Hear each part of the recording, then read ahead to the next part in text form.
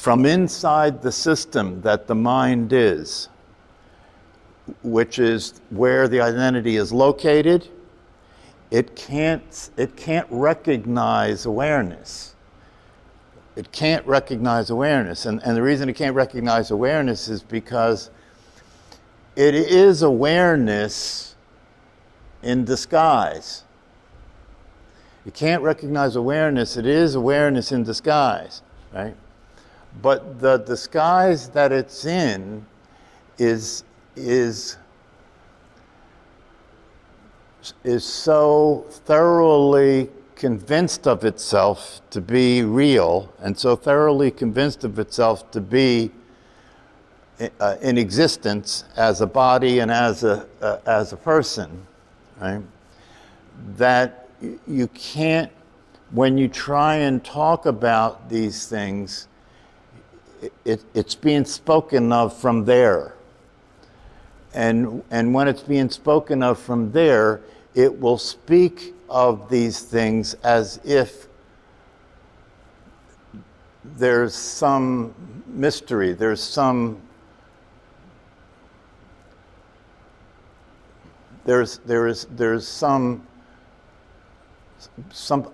that's incomprehensible, something that's missing. You know, that's why it seems to be from the mental state, it's the idea of becoming, or the idea of being what you actually are, right,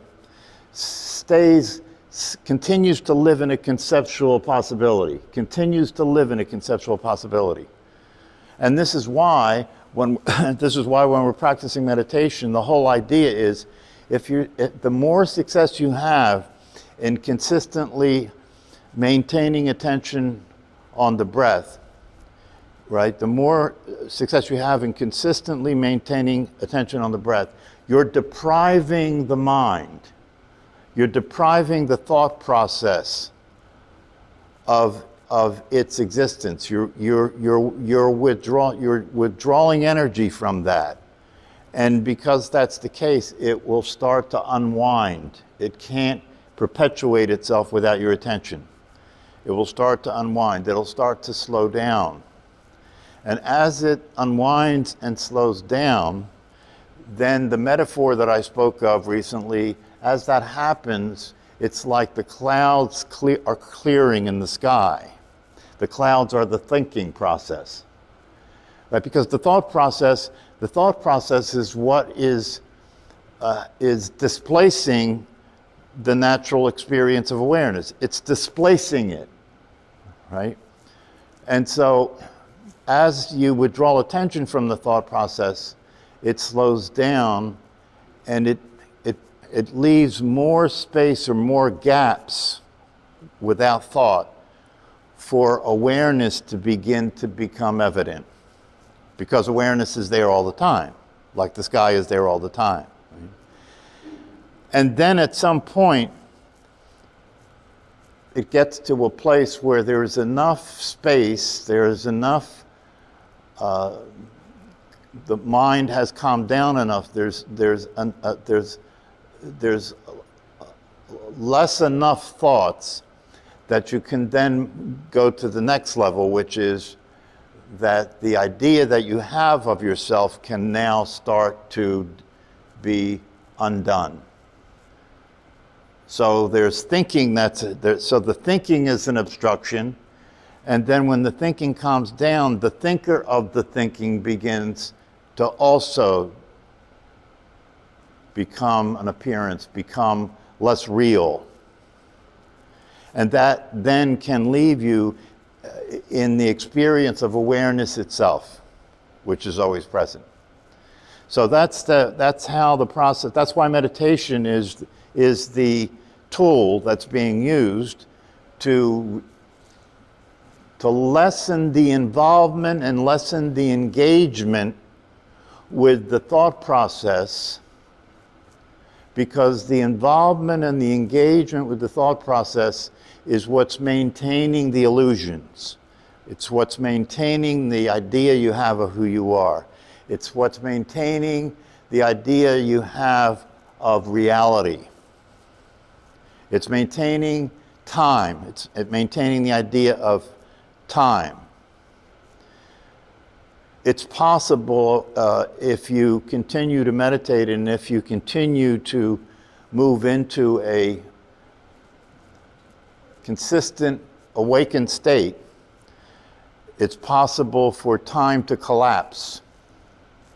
Because in reality, it is constructed just like everything else, right? It's constructed just like the idea you have of yourself is constructed.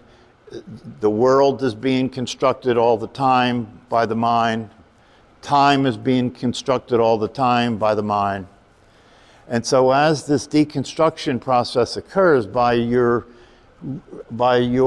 moving your attention out of the thought process, which is the factory of reality. It's producing these realities, right? As you move attention out of the thought process, more and more the way things actually are become evident. Reality begins to reveal itself. And at some point, time collapses. And it becomes evident that everything that, from the viewpoint of time, it becomes evident that everything that has happened is still here, and everything that will happen is still here. That's non-duality. If there's no time, it means that everything that exists all at the same time. And so it's actually possible to have be the awareness that can see that, be the awareness that can be present to that, be aware of that. And of course, the freedom that is possible through these practices, and this is the thing that's important to keep coming back to, because motivation is very important here, to continue to do the meditation consistently and to do it the way it's meant to be done means that you will continually have to deal with the resistance that your mind presents to you. And so it's very important to keep coming back and touching base with the reality that the whole purpose of this is to end suffering, right? And the suffering that this will end is the reactive states. The suffering that this will end is the ongoing, not necessarily noticed, but nonetheless, the ongoing mental process in which everything that appears to you is either something that you attempt to hold on to or something that you try and push away. And that then is the suffering. Because the suffering is a function of things not being the way you want them to be, right? The suffering is whenever what's happening is resulting in a reaction that I don't like it, I don't want it, it should be different, right? Or I like it, I want it, I want more of it, right? This is the impossible reality that people continue to participate in without noticing the futility of it. That you can't control the passing of things. You can't control impermanence. You can't hold on to anything. You can't stop things from happening that you don't want to happen, right? And so the end of suffering is the end of that state of mind. And it's not that state of mind will disappear, because as long as you're in a body, as long as you're in the world, and as long as you're dealing with having senses and being in the world and dealing with the duality of the world and everything, that will still run, that program will still run, but you won't be engaged with it as if it is the truth. There lies the freedom, right? And so, as I said in the last class, what the difference is you stop trying to get what you can't get. You stop trying to be who you can't be. You stop trying to be who you can't be. You stop pretending. You stop trying to be the person or the personality. Because that requires a tremendous amount of energy, right? And it doesn't work. It's unstable. It's inconsistent, right? So it's like you let go of that. Stop trying to be the personality. The personality will still be there. It's a necessary aspect of being in the world. But there's a world of difference when you recognize that that's not what you are. And not only is there a world of difference when you recognize that that's not what you are, but it can be in service of what you are instead of being the limited version of what you are that suffers. It can be in service of what you are. You know, one of the things that Jim brought up when we were talking this morning is he was interested in understanding more about the idea that you can't be realized, you can't be what you actually are unless there's selflessness there, unless there is compassion, and compassion is a natural expression of the reality of what you are. How is that the case? It's actually a way of knowing that you are being what you actually are, because if the experience you're having is that you're not a separate person, if the experience that you're having is that you are the awareness that is the awareness that all of us share, right? Then compassion would be natural, because anybody who is suffering is you. And so you would naturally start to actually perceive things that way and be in service to other people in any way that you could. And it doesn't mean, it doesn't mean you become Mother Teresa. It simply means that as you move through your life and as you are in relationship to the people that are around you, you become selfless. You become more interested in serving them and supporting them and loving them and giving. It goes back to that old Beatles statement, the love you give is equal to the love you receive. It's actually true. And so that you become a difference maker. You become somebody who is in service to the people around you. You're looking for ways to give and show love and show compassion. It could be little things like if the dishes need to be done, you do them. Do you understand? That's compassion. It could be as little as that. If the dishes need to be done, you do them. You don't leave them and say, oh, somebody else should do it. Why do I have to do it? You see the difference in selflessness? If you see a piece of paper on the ground, you pick it up, right? You don't ignore it. You don't say, nasty people leave paper in the street. It's a terrible world. You just pick it up.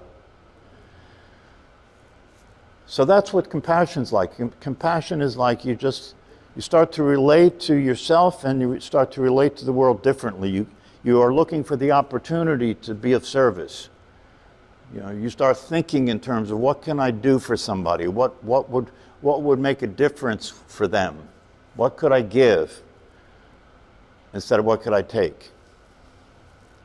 And that's a natural expression of self-realization. Because if you know that you're not separate from other people, if you're experiencing that you're not separate from other people, if you're experiencing that you are love, you are unconditional love, if you're actually experiencing that, then that's what will be expressed in your behavior.